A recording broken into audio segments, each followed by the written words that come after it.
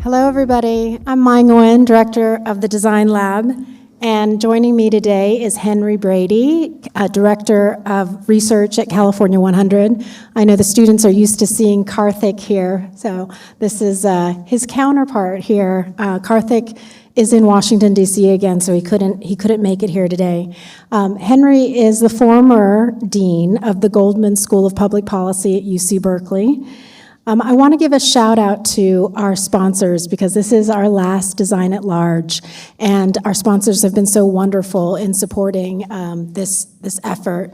So the Qualcomm Institute, the San Diego Supercomputer Center, and the Burnham Center for Community Advancement. And the Burnham Center is very much interested in this topic that we're going to be talking about today, which is the future of work and higher education. In fact, they're working on this issue in the community, and so this is a special topic for them to support.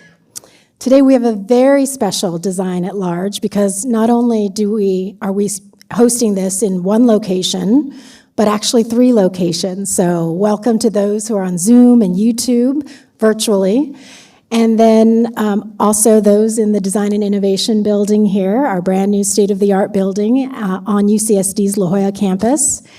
And then also we have an audience at Park and Market in downtown San Diego. So yes, there's our Park and Market audience there. So hi, Mary. Mary Walshock is Associate Vice Chancellor for Public Programs and is going to be our host for downtown.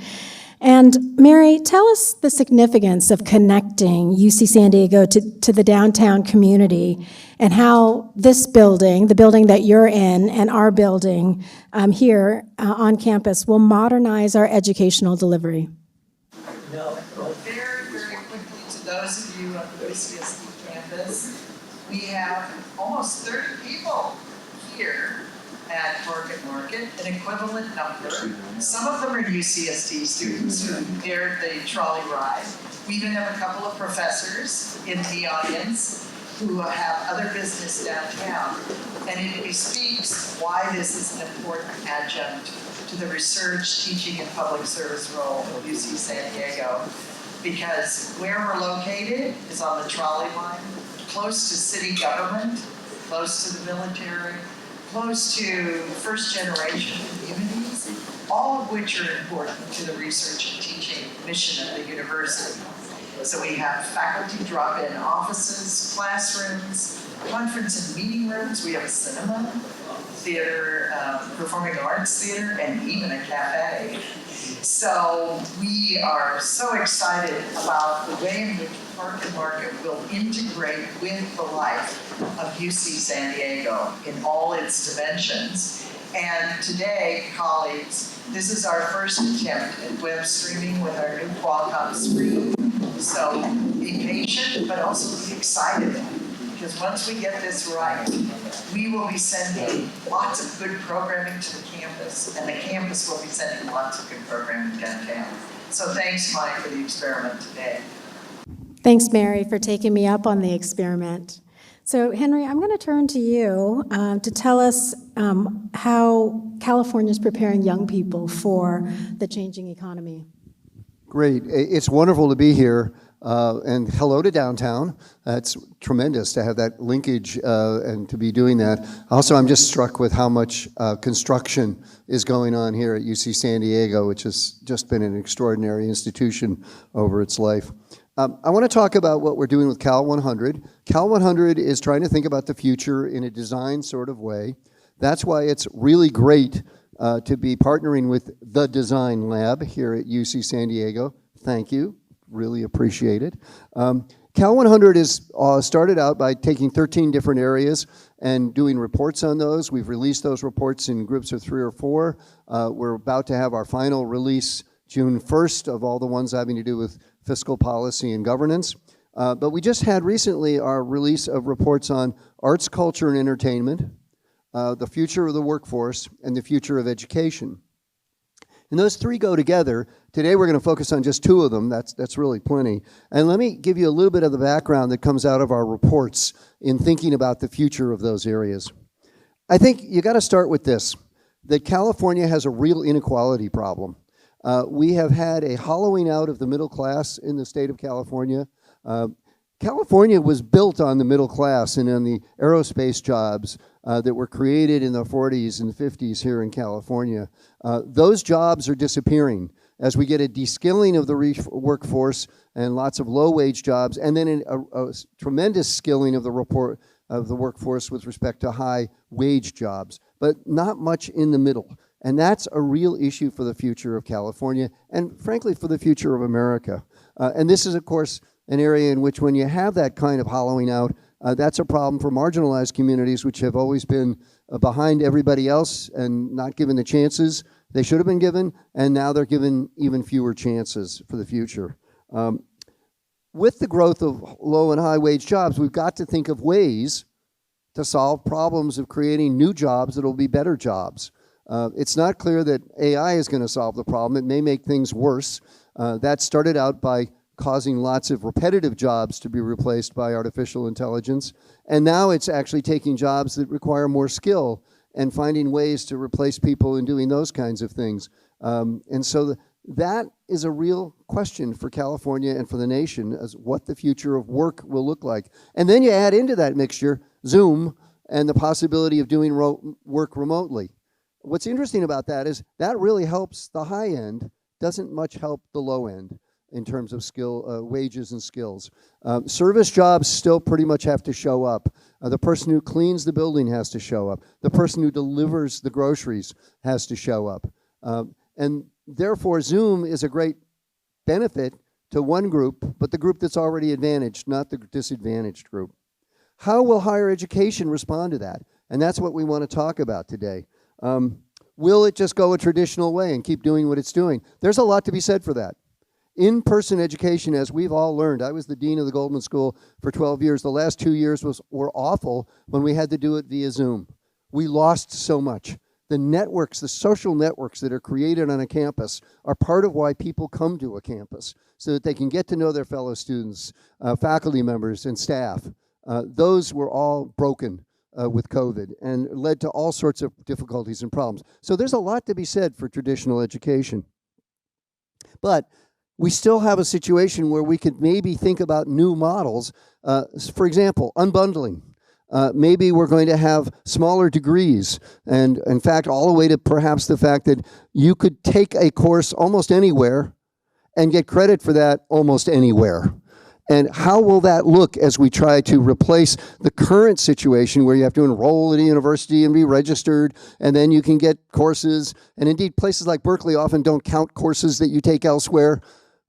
This would be a radically different model where those courses would count and would help you towards degrees. So unbundling is one thing. Another thing is, what's the role of the private sector in all of this? The private sector is increasingly, Google and other companies are providing training for people. Is the private sector going to become more and more involved in training, and where does that leave universities? And does that mean maybe that the unbundling model has a lot to be said for it, because universities could partner with those private corporations and provide ways for people to take some courses at Google, but some courses at the University of California, Berkeley, or San Diego. And then I think the final question is what's education going to look like in the future? Is it going to continue to be a public good? The trend has been, certainly in higher education, is to privatize it. More and more people have to pay a large fraction of their tuition to universities. It used to be that you could do it essentially for free in the state of California. Can't do that anymore at either the CSUs or the University of California.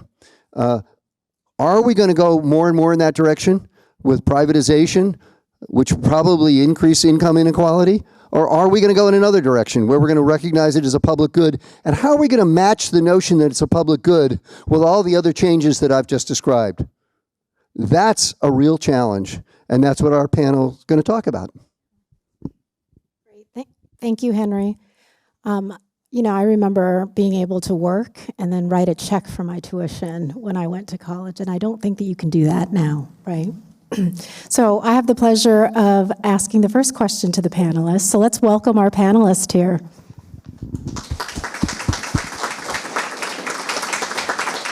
So EVC Simmons, I'm going to start with you. Elizabeth Simmons is the Executive Vice Chancellor at UC San Diego. She's the Chief Academic Officer and is responsible for policies and decisions relating to all academic programs. So students in the room, you should thank her for creating this wonderful academic environment for us all to learn and grow.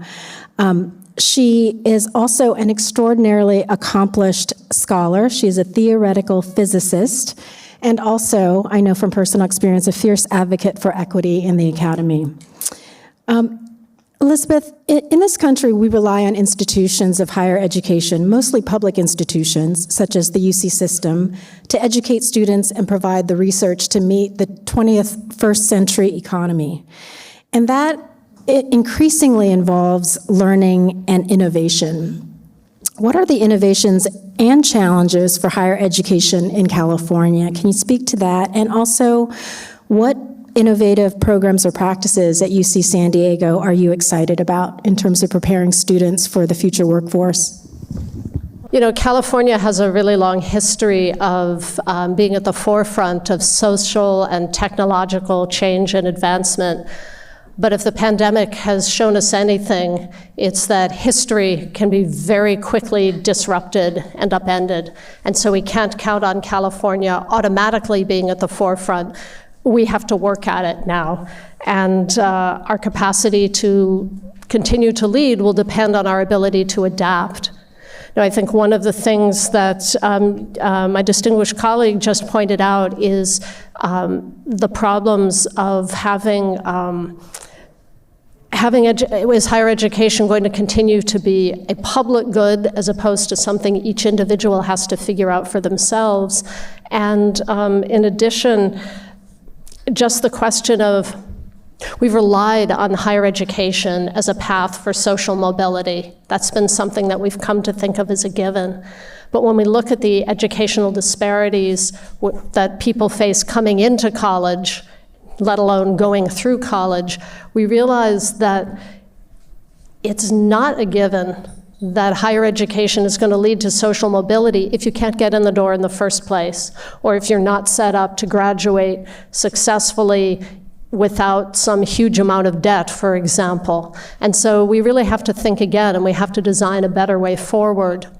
So what we're doing at UC San Diego is using an approach called collective impact to try to erase the opportunity gaps that are separating students of different demographic groups from one another in the opportunities that they have to succeed educationally.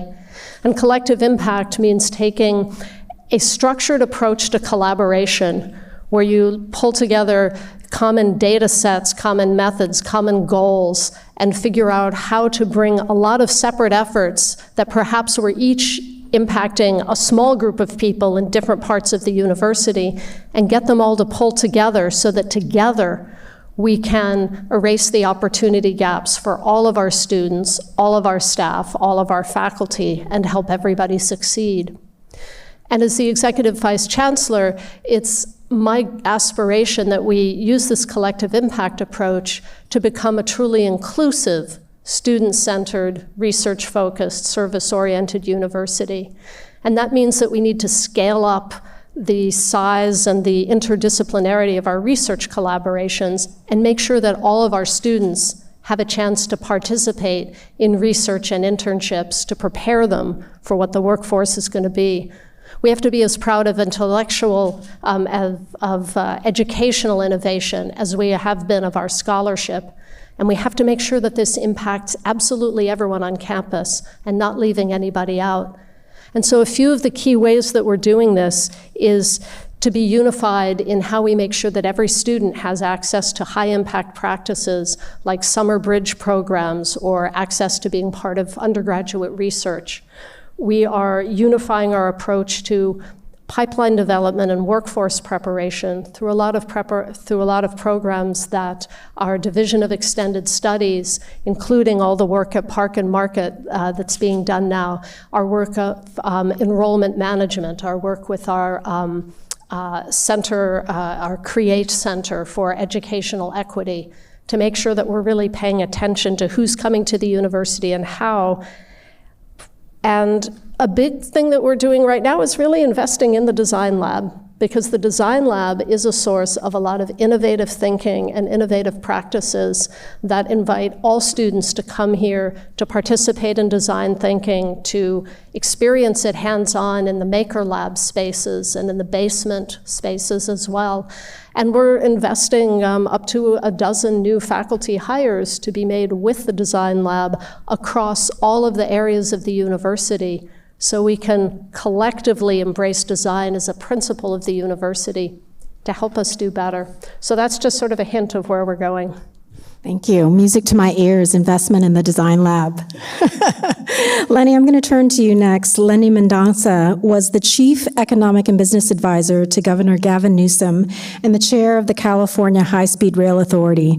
He is a Senior Partner Emeritus of McKinsey & Company and a lecturer on inequality at Stanford Business School. Lenny, you know, I'm a product of the California school system. I grew up here in the 1970s, and the school systems here were among the best in the country. And then we had Proposition 13 come, and students in this class know we've talked about Prop 13 in that it reduces our ability to raise revenue through property taxes, right, which affects schools. So we have this reduction in school investment, and this impacts the ability for social mobility through education, through quality education. What are we doing in California to address this? Because we have less revenue, less investment in schools, and we're trying to bridge the education gap. So, first of all, I'm speaking for myself and not on behalf of anybody else with prior employers or otherwise, so these are my personal opinions. Prop 13 was passed the year that I was a senior in high school, and I was one of the editors of the yearbook, and I pulled my yearbook out recently, and all of the yearbook was about how Prop 13 was going to destroy public education. And I think it was largely correct. California has found a way to overcome the aggregate level of revenues from taxes through higher personal income taxes. And so what's happened is, Governor put out a budget proposal with nearly $100 billion surplus. That's all driven by high income earners, particularly capital gains taxes. So California has higher on marginal personal and income taxes, but lower property taxes than most other states, including places like Texas. So part of the challenge is, if you're going to not be as dependent on high income earners, which creates volatility, there are ways to work around that, like reserves and using those surpluses for one-time or infrastructure investments rather than building them to the ongoing budget, which is most of what the last two governors have done. But there's also a challenge of, how do you find the right revenue stream that's more stable and that property taxes can do? I think that's a very good discussion that ought to be and will be on the agenda going forward. I think to be more controversial about it, in my view, not only did Prop 13 create those challenges for the budget, which have been partly overcome by other mechanisms, but it's really created second and third order effects that are even more consequential than that. Prop 13 has effectively been a transfer of wealth to wealthier, older homeowners, many of whom are white, away from renters and lower income earners, most of whom in the state of California since then have been people of color. My daughter bought a house less than a mile from me 10 years after I bought mine. Her house is half as big as mine, and I pay less property tax than she does because of Prop 13. That's not fair. That means she has to pay more every month for her house than I do, just because of the protections that come in Prop 13. But in addition, it has severed the link between local economic development and investment in public schools. It's moved that all up to the state level that again gets reallocated through complex formulas. And so we really need to think not just about the aggregate revenue levers, but what it's done to other incentives to ensure that we are investing in our K-12 education. And it's not just K-12 education. That volatility creates big challenges for public higher education. Public higher education, excluding community colleges, which are protected under Prop 98, are one of the last pieces of the budget that don't have their own protection to the volatility. So whenever there's a big downturn, higher ed takes a hit and they never build back up to what it was before. Now, and we happen to be in the part of an economic cycle, particularly the financial market cycle, at least until earlier this year, that the revenues are good. And so there is a lot of money coming into post-secondary education, including the UC system and CSU system, but it's still only making up from what it wasn't before. And it is much more aggressively tied to an expectation of outcomes, which I think is totally appropriate. The Governor's Compact has a set of objectives that will have a multi-year commitment to resources so that the university and the CSU system can plan for that, but it has some commitments for enrollment growth, for graduation levels, for closing the achievement gap, which are all the things that we want our public university system to be doing to continue its enormous part of a success in the state of California. So I think Prop 13 is among the most consequential elements of California that's making economic mobility hard, not just because of the volatility, not just because of the disconnect and the less funding for public education, but also because Prop 13 has helped create an environment where it's disadvantaging younger, less affluent people, and it's regressive and giving the resources to those who already have it. So if we're going to do something about all of those things, we need to do something about Prop 13. And the last thing I'll say is that one of the most challenging elements to ongoing economic success in the state of California and business growth, particularly in the kind of middle jobs that Henry was talking about, are that we're not building enough housing. Housing costs too much because there's more demand than there is supply. We have to build more housing if we want to lower the cost of living in the state of California. Prop 13 and other things that came on that makes it really a disincentive for local municipalities to do housing development. So you put that all together, and yes, Prop 13 is a huge problem. It's going to be really hard to overcome, and it may not come in one bite, but it is something that we actually have to tackle. I know this is probably a longer question than we have time for, but I'm curious, later on you can tell me whether or not there's a chance to eliminate Prop 13, if that's ever going to happen. But I'm going to turn to Zach Pardos, who's an associate professor of education at UC Berkeley, and he studies adaptive learning and AI. And his research focuses on knowledge representation and recommender system approaches to increasing upward mobility in post-secondary education. He's worked a lot with K-12 educators and students, working to integrate educational technology into curriculum as a formative assessment tool. So, Zach, California's at the forefront of technological innovations, right? With automation, artificial intelligence, robotics. And this is going to radically transform our labor market. How are educators preparing our students for the skills necessary for the future work? Thank you for that question and for hosting us here.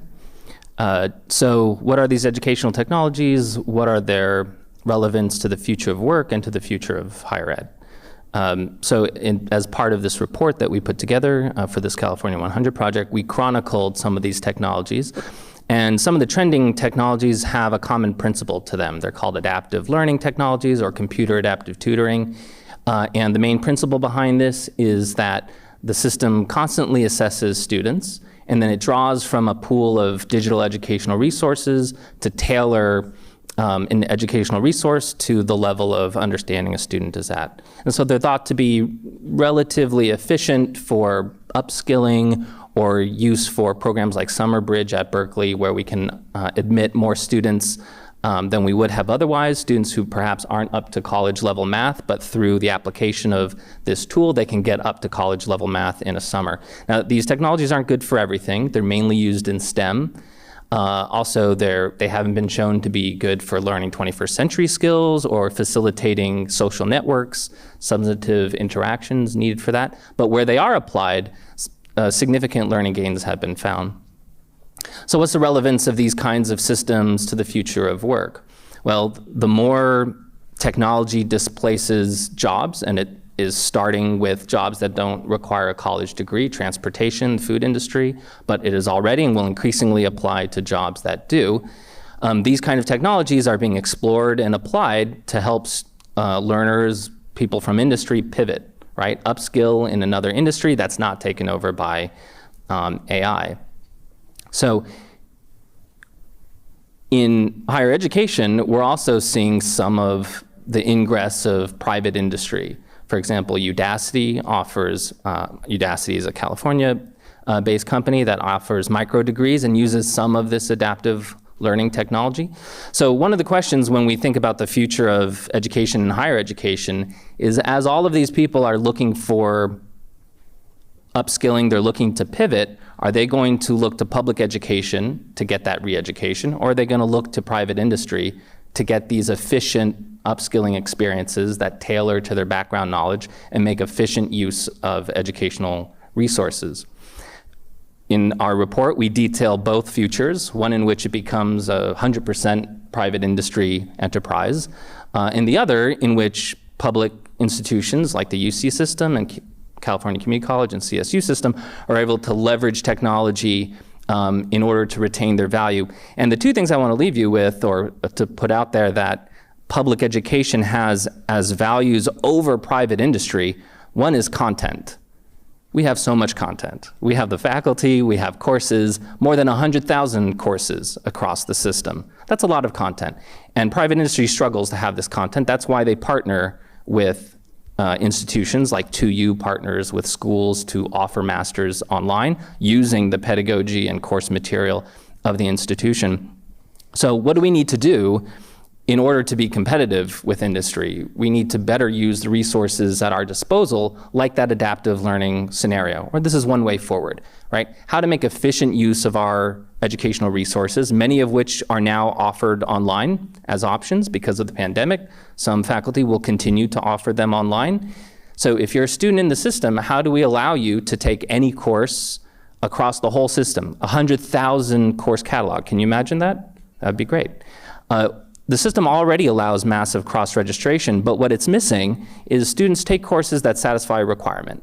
You know, we'd love it if there was the capacity to take a course for fun, and certainly you can, but people have a limited amount of financial aid, so they have to prioritize satisfying requirements. But it's a very laborious task to map different courses to requirements of different degree programs. So we can use technology to do that kind of mapping, and thus open up the whole catalog for students to take courses and then potentially adapt those courses to them. The other advantage that the system has over industry is data.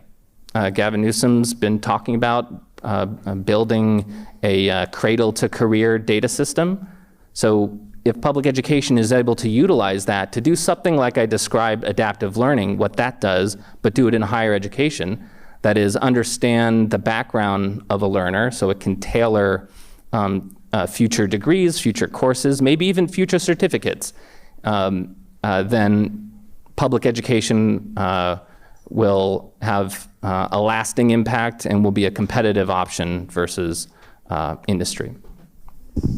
Imagine taking a class anywhere in the UC system, right? That's really transcending space. Peter, I'm going to turn to you. Peter is the CEO of San Diego Workforce Partnership. He and his team have transformed SDWP and really reimagined workforce development delivery. They manage a countywide network of full-service career centers with an emphasis on underserved populations. Peter, given that you run a countywide network of career centers, what can you tell us about some key workforce trends? And if you had some advice for college students, theoretically, what would you say to them if they're graduating this year in terms of being prepared for the workforce? Well, first of all, a big shout out to Mary Walshock and the Park and Market team. We're housed down there as an adjunct to what we do, and Mary's vision is really cool. If you haven't been down there, it's a beautiful building, mixed-use space where nonprofits are there so we can collaborate and TAD with the BCCA. So great partners.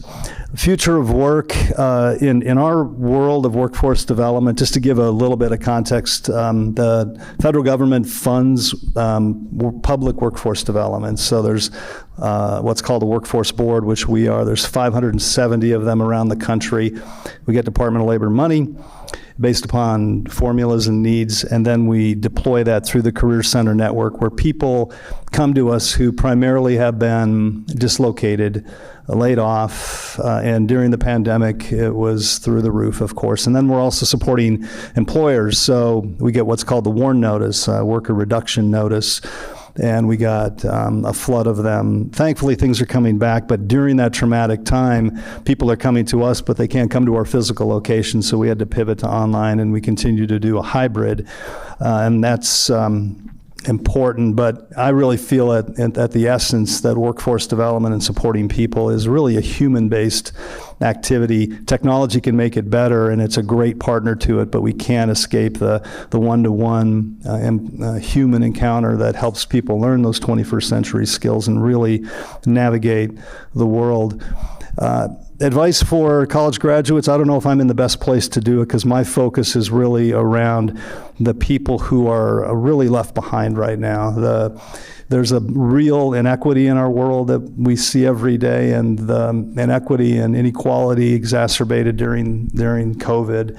My focus is on people who are in these low-wage positions and wanting to move up in their career. If you're working in that low-wage job and you don't have the requisite skills that an employer is looking for in a brand new field, how do you get them? That's a huge barrier. How do you do that? How do you do that affordably? How do you do that while you're working full-time and raising a family and just trying to navigate? So it's our job to figure that out, to make it accessible, affordable, if not free, so people can get short-term rapid training so that they can get the foot in the door to move on in their career. So that's where our focus is. We reach in the neighborhood of 70,000 people in our region annually who are coming to us, again, either laid off or in transition or working and really desiring that next step, but they need the support.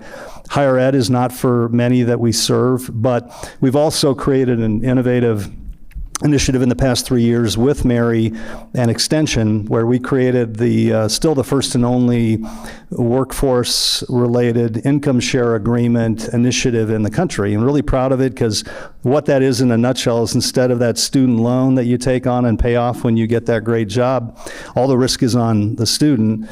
In an income share agreement, we raised philanthropic dollars in partnership with Mary, pay the way for students to go through Extension, 9 to 12 months, get that skill.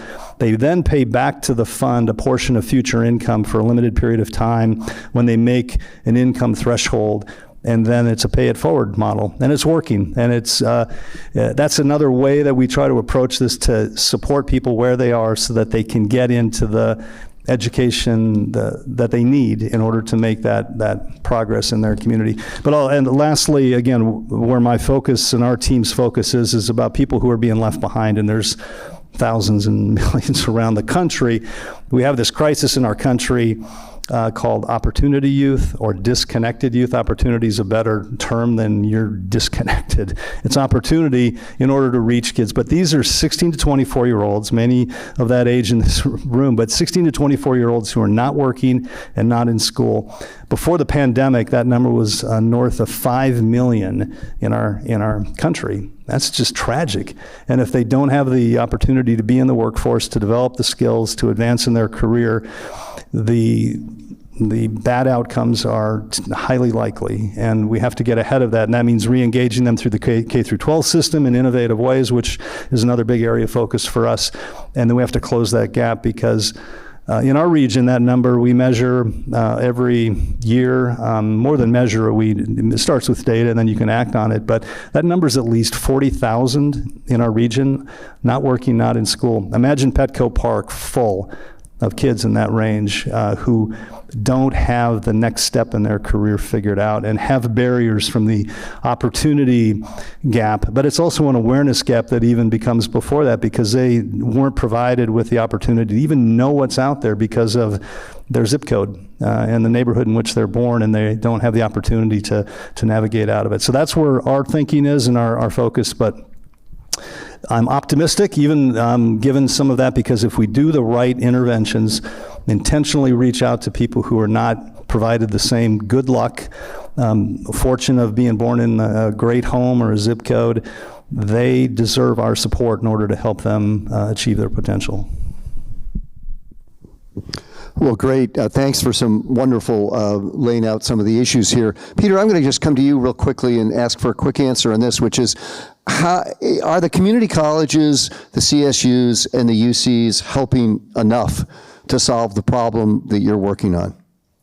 I know more in the community college space because we do partner with them in extension. When we do a real meaningful collaborative thing instead of just talk about it, then yes. There's too much talk and we're all about action. So like with Mary's support, we created an income share agreement that is now helping people go from making less than $20 an hour or unemployed to an average wage of over $60,000, and some making six figures with quick, affordable training. So it can be done, but I'm a big fan of the CSUs and the whole UC system, and we try to partner in any way we can that's really meaningful.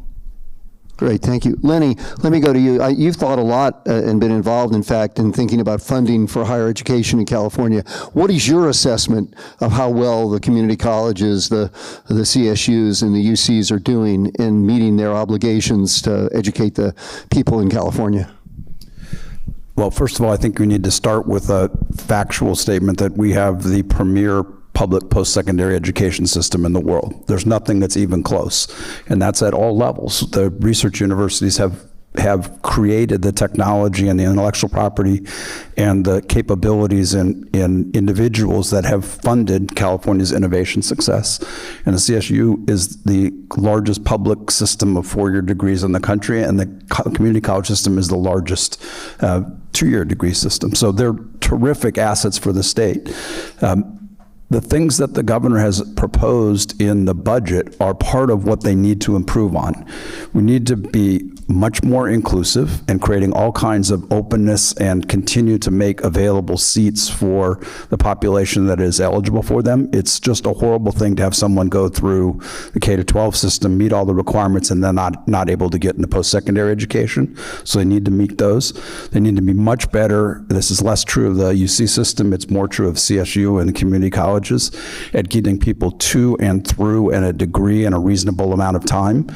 The worst possible outcome is if you start a post-secondary degree, take out a bunch of college debt, and don't get the degree, you're actually worse off economically if you had not started at all. That will help with the first one, because the more people get through faster, the more spots that open up. And then finally, and this just isn't an issue with the education system, it's an issue with employers. We need to get better at ensuring that the skills that we are providing people are matched with what employers are looking for. And that's as much on employers as it is on the education system. They need to be specific about what they are. They need to be tangible about what they are, and they need to hire based on those skills rather than on resumes and proxies for those skills. So I think we're, let me say, good and the possibility of great, and there's no better economic mobility lever in the country than K-12 and, than the post-secondary education system in the state. So Zach, let me ask you now, a lot of this seems to me like a matching problem. We've got and a guidance problem. We've got to help students figure out how to make their way through these systems. It used to be, for example, the community colleges had remedial courses you could take before you could actually start degree programs. They've gotten rid of that to a large extent, recognizing that that wasn't really a good idea. People should start by taking the actual courses that will fulfill the requirements and then have help in doing that so they get better at it. So when you say there's 100,000 courses, part of me goes, oh my gosh, isn't that going to overwhelm a lot of students? Isn't that going to make it impossible for them to find their way through this system?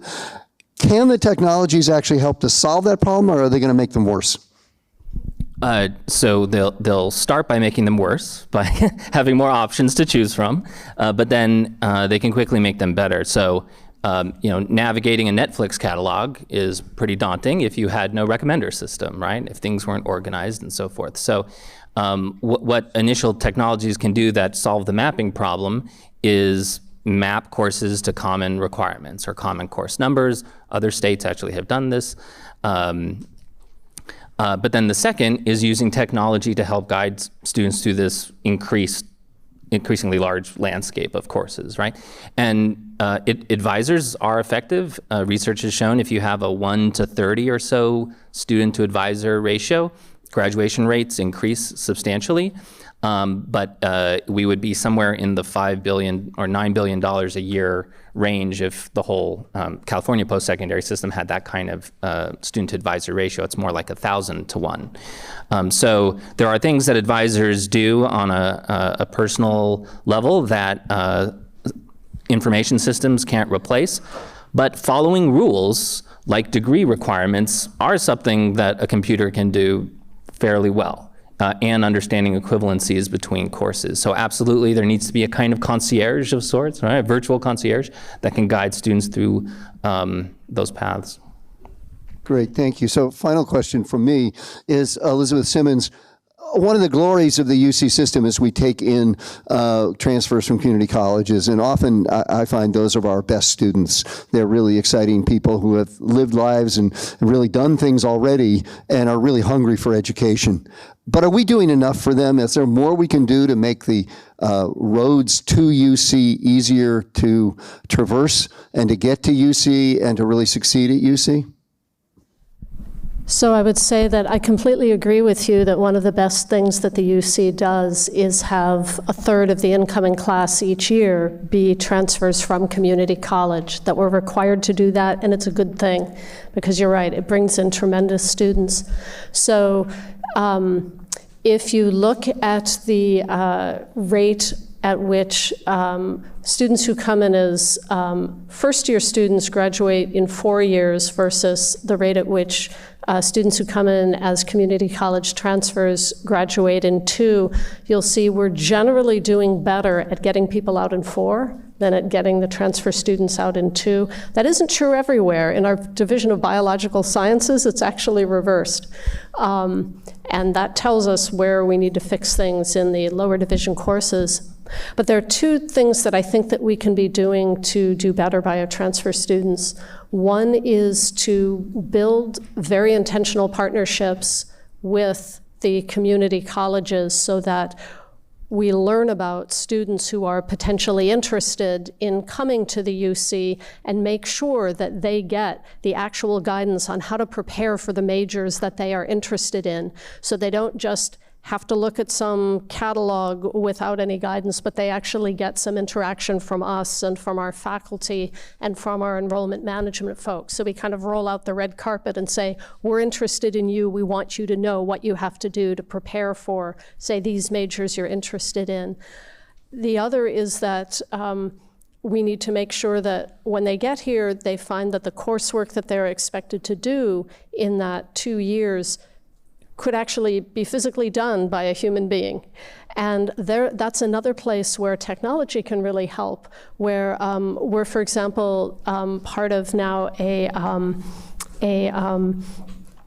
collaboration with Arizona and with Georgia Tech, looking at curricular analytics, where you map out all the courses that are required for a particular degree, whether you're starting at the first-year level, at the transfer level, and look at, if I'm going to take this course, what were the prerequisites, and what is this course a prerequisite for, and how does the entire set of courses I need to take, how do they interact with one another? So if I got sick in winter quarter of this particular year, what is that going to do to my whole degree plan?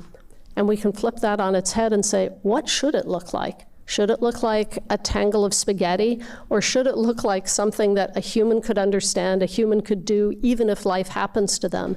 And that's a big place where the technology helping us visualize can help us see where we can fix the curricula so they facilitate the success, particularly for the transfer students who only have 2 years.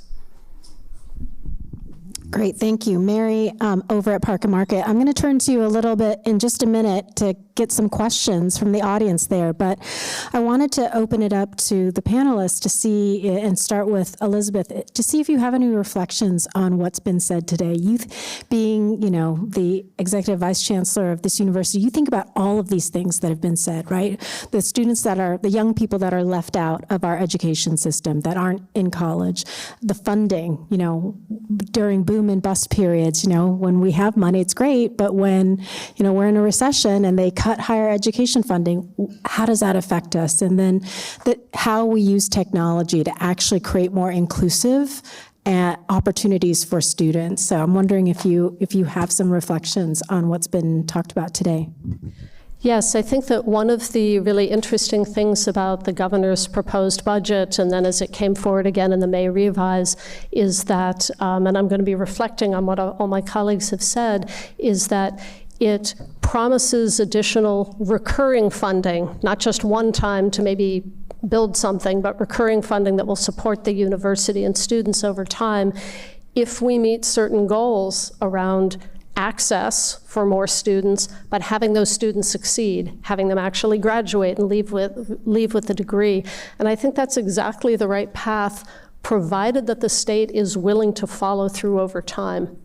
Because if they're willing to follow through over time, we are definitely willing to follow through, and we will invest in, for example, the technology that lets us use things like a virtual advising center and chatbots to take care of some of the really routine questions, so you save those human advisors for the really difficult things.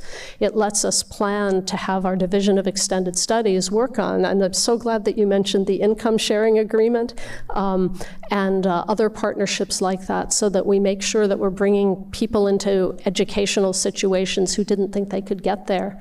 But the stability of funding underpins all of that. If we have that, then we can really fulfill the mission that we have as a public institution to be inclusive and to make sure that we are reflecting in our student body and our faculty and our staff the true population of California, and have everybody think, I could go to the UC or start at a community college if that's what you want to do, and then come to the UC. But it starts from having the stable funding with the requirements. We should have requirements. We shouldn't get to do just whatever we want. We should be expected to make progress on inclusion. We should be expected to be smart about how we use technology to do that. We should be smart about how we work with industry partners and make firm partnerships with industry to have them help us understand what are the skills, what are the modern skills that a biotech firm wants from our biological sciences graduates. How could then biotech help us make sure that we have the core facilities on campus where students learn to use the cutting edge technologies in either research or applied settings, so that then when they go into the workforce, they're prepared for what industry actually needs.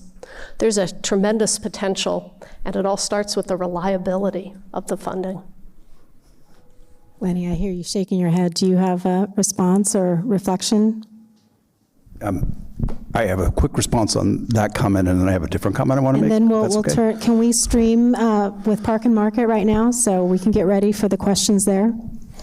My quick response is I 100% agree, which is why this is a compact where there's agreement on both sides that for these outcomes, this resource will be committed for that length of time. And I think it's up to all of us who interact with our legislators to reinforce how important that is, because this isn't something that the governor can do unilaterally. It's got to get approved to the legislature. So I do think it's important. Can I leave you with one optimistic note on the potential application of technology, and particularly around applying it with looking for the outcomes you want in the beginning, more of a design approach.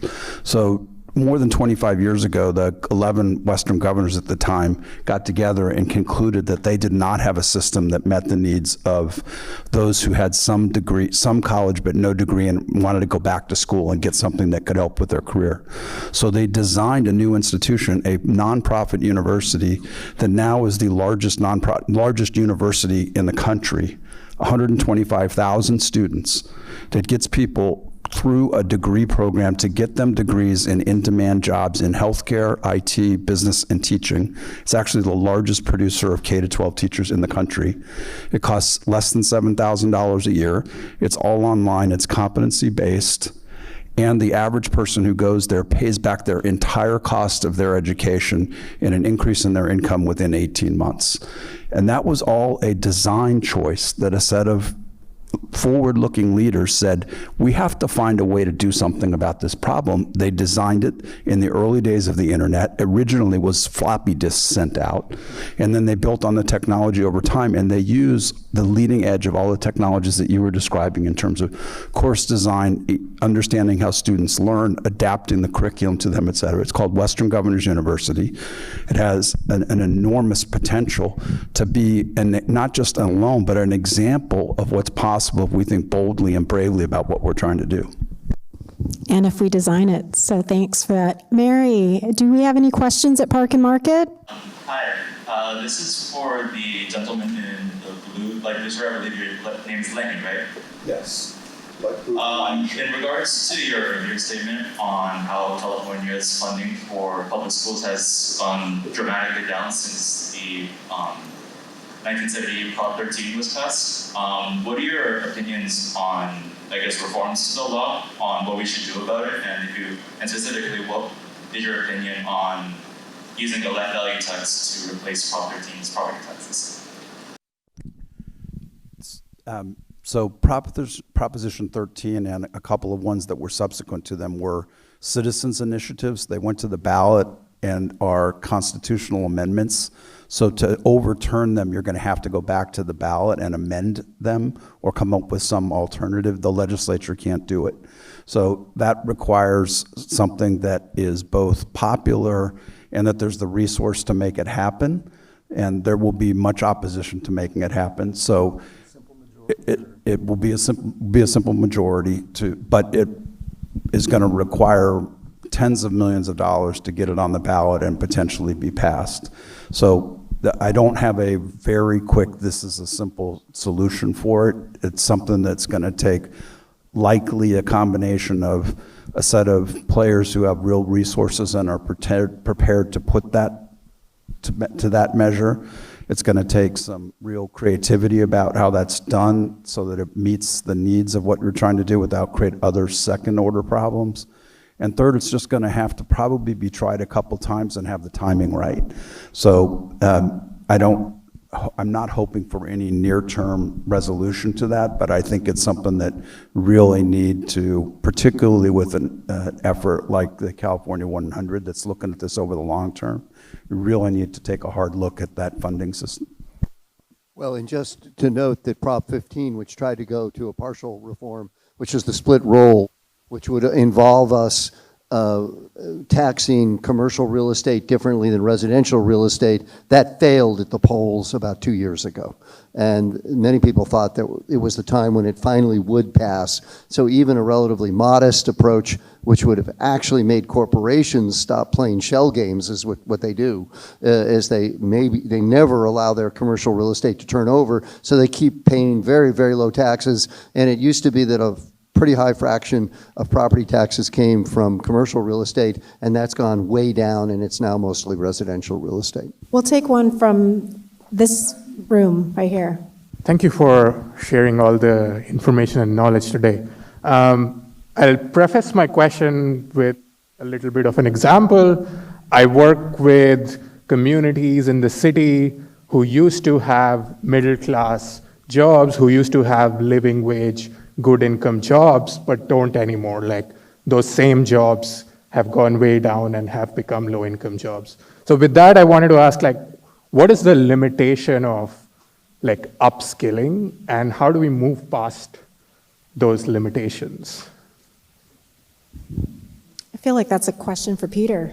Yeah, happy to take that. Well, we need political will. Build Back Better got wiped out. That would have seeded $100 billion in workforce development that would have allowed for massive investment in our region.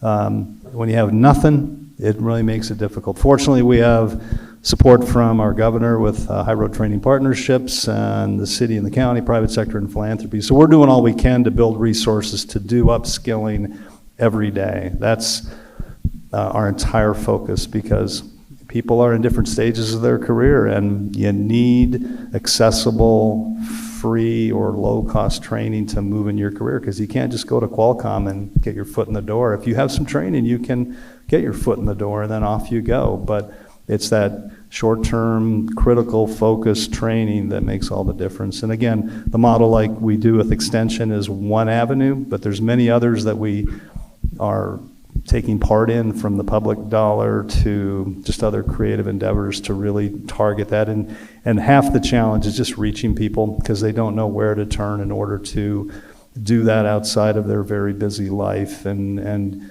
even to understand what it is out there that aligns with their interests.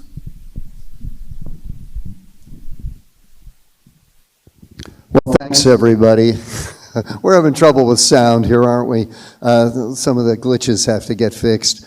But this has been a wonderful panel, tremendously interesting insights. Let me just say that California 100 is trying to get people think more about the future, a design activity. And I guess the biggest message I would want you all to go away with is this. Do we want a California where we have tremendous disparities in income between rich and poor? Do we want to have a California where education is public or private? Do we want to have a California with lots of technology helping us to solve problems? Do we want to have a California in a world in which Zoom replaces in-person kinds of interactions? I'm not sure I know the answers to all those questions. And this panel has shown you how complex they are. But it's something we need to be thinking about. We have to think about the big issues. How can we deal with disparities of income? How can we make higher education better articulated with the needs of the state? Those are the kinds of things we have to go away, think about, and we have to get our political leaders to think about those things too. It's too easy to do fire drills, especially these days when we have wildfires in California on a regular basis. We've got to get beyond fire drills and just dealing with the fire of the moment and deal with the really long-term problems that California faces. That's what California 100 is trying to do. It's trying to lay out a set of issues that we as a public have to think about and have to make decisions about and have to push our political leaders to think about the future. Unfortunately, political incentives are often very short-term, because you're only governor or member of the assembly or whatever for a short number of years. We've got to get people to have longer time horizons and to think about the future. Thank you. Thank you, Peter. And I want a special thank you to Karthik Ramakrishnan, who's not here, but he's been sitting in this chair for the last 5 sessions. And Karthik and I got together to come up with this idea that we would collaborate on thinking about the future of California for the next 100 years. And I think that we've had such wonderful conversations. And this group of panelists is just one example of the 6 sessions that we've had. So to the students in here, this is the last session. I'm so grateful that you joined us on this journey this quarter. And we hope that you take some of these ideas, you accelerate change, and you are the future. You are California 100, right? When we think about the future, we think about you and what you'll take from this class, what you'll take from these conversations, and then apply them to actually creating a better and brighter future for you and for future generations. So there's so many people that have made this possible, and I can't list them all, but I do want to thank my wonderful staff of the Design Lab, who, I mean, have just poured their hearts into making this quarter a success. So to Kevin, Shayla, Renee, Olga, and my TA, Hoisin, thank you for making this happen, and thank you, everybody. The panelists will stick around for a few more minutes, and you're welcome to come and talk to them and to ask them any questions that you weren't able to during this short 1 hour. So thank you, everybody, for being here, and thank you to our panelists.